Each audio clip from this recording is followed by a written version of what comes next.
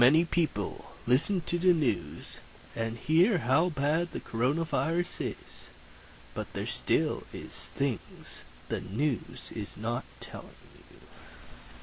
They are deceitful in their figures. Many coronavirus deaths are not due completely to the coronavirus. They also had other illnesses that would have killed them anyways. They are testing more than usual. Many people may have recovered, and it is not stated in the records yet. So to compare the recovery to the deaths is inaccurate due to insufficient data. 80% of the coronavirus deaths are people over the age 65, although it is a shame that the elderly die from the virus. It is no different than any other time. The elderly always had higher risk of dying if they got sick. Many of these deaths are a common occurrence. Professor Jihad Bishara, a leading Israeli virologist who has been practicing for 30 years, stated, "I've been through MERS, SARS, Ebola, the first Gulf War and the second, and I don't recall anything like this. There is unnecessary exaggerated panic. We have to calm people down. People are thinking that there is a kind of virus in the air. It is going to attack every one of us, and whoever is attacked is going to die. That's not the way it is at all. Not everyone who is infected dies. Most of them will get better, and won't even know they were sick, or will have a bit of mucus." Previous statements was from Professor Jihad Bishara. The media is trying to make people panic. I think we are doing more damage quarantining than if we would let it run its course. People will be exposed sooner or later, and due to them being stuck inside, they are at a higher risk of dying from the virus, because their immune system was compromised. Due to the fact that they were stuck indoors, it would be better that they would go outside and build up their immune system and breathe fresh air than to breathe stale air in their houses. Italy has a quarantine plan similar to the US, and they have more deaths than any other country. Something doesn't seem right. Have you noticed when the stay-at-home order was put into effect in the United States that the COVID-19 deaths increased?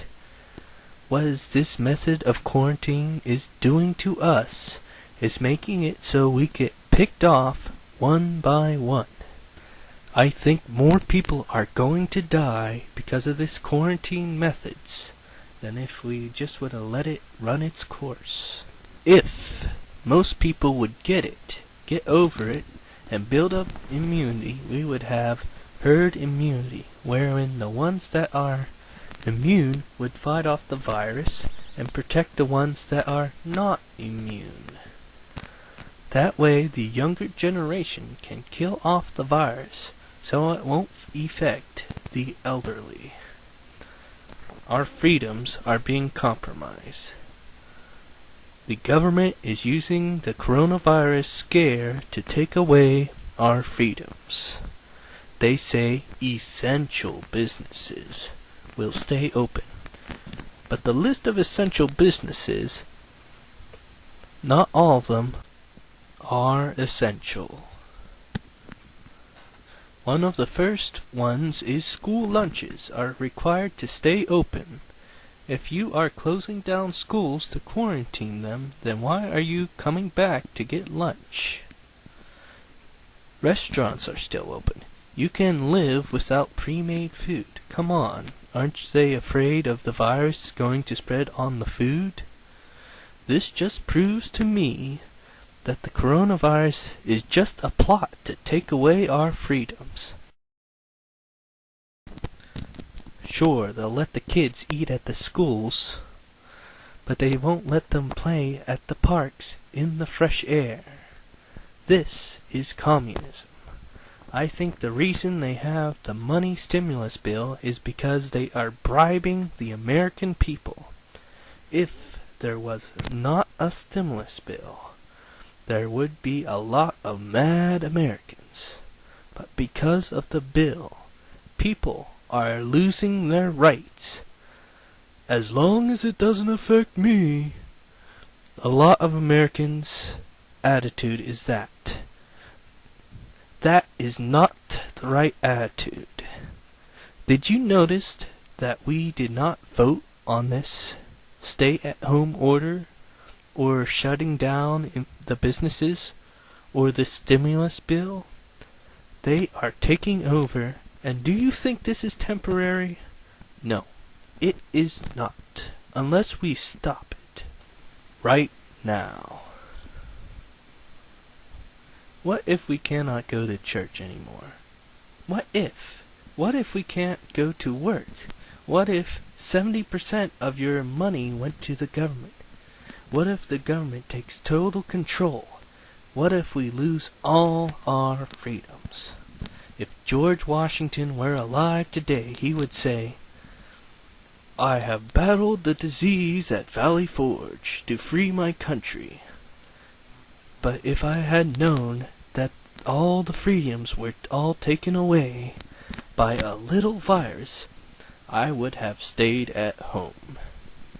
It is sad that he risked his life to free this country, and we would throw it all away for something that is not as bad as he endured.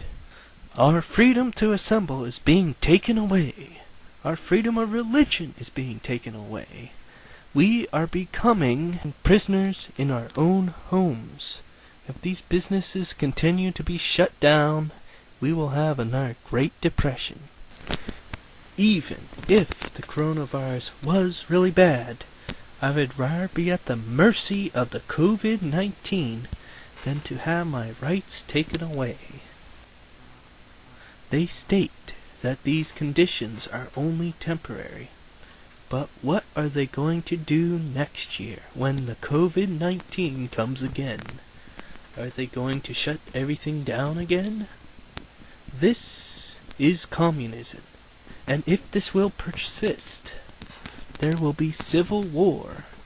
Thus is the right of every American, according to the Declaration of Independence, that whenever any form of government becomes destructive of these ends, it is the right of the people to alter or to abolish it, and to institute new government, as so stated from the Declaration of Independence.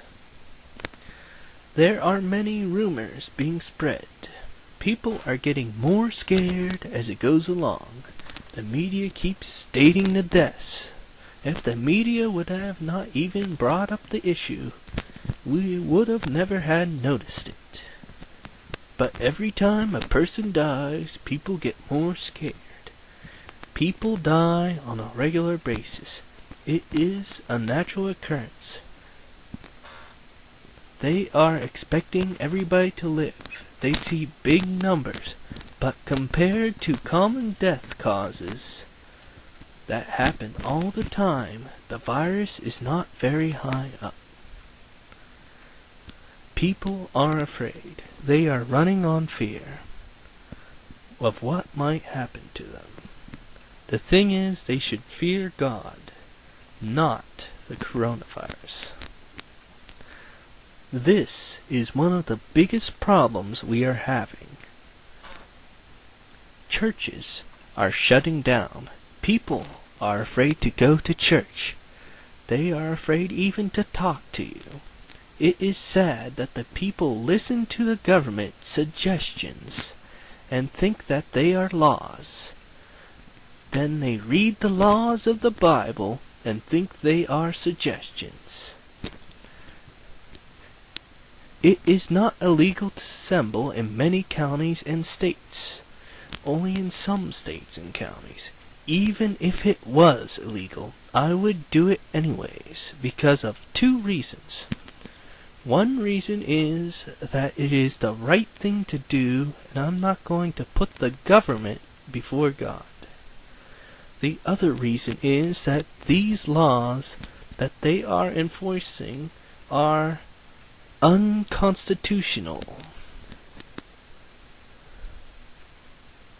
We need church.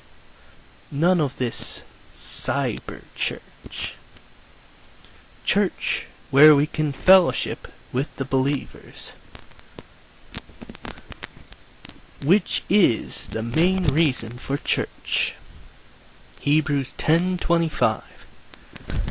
Not forsaking the assembling of ourselves together, as in the manner of some is, but exhorting one another, as so much the more, as ye see the day approaching. People are concerned about getting the coronavirus if they go to church, but it is more important to serve the Lord. He is the one who bled and died for you on the cross. And you are forsaking him for a little virus? We need to fear God, not COVID-19. God created us. We do everything the way God does not want us to do it. John 14:15. If ye love me, keep my commandments. Do you love God? Then keep his commandments. Go to church. Romans 8:28. And we know that all things work together for good to them that love God, to them who are the called according to his purpose. If you are following God's commandments, all things will work together for good. It may not be what you want, but it is the will of God. It will be good. So if you go to church, whatever happens will happen for the good. You have a better chance in church to not die from the coronavirus than to stay at home. We need to fight for what is right. We need to stand up for our Constitution. We need to stand up for our rights. And most importantly, we need to stand up for the Lord.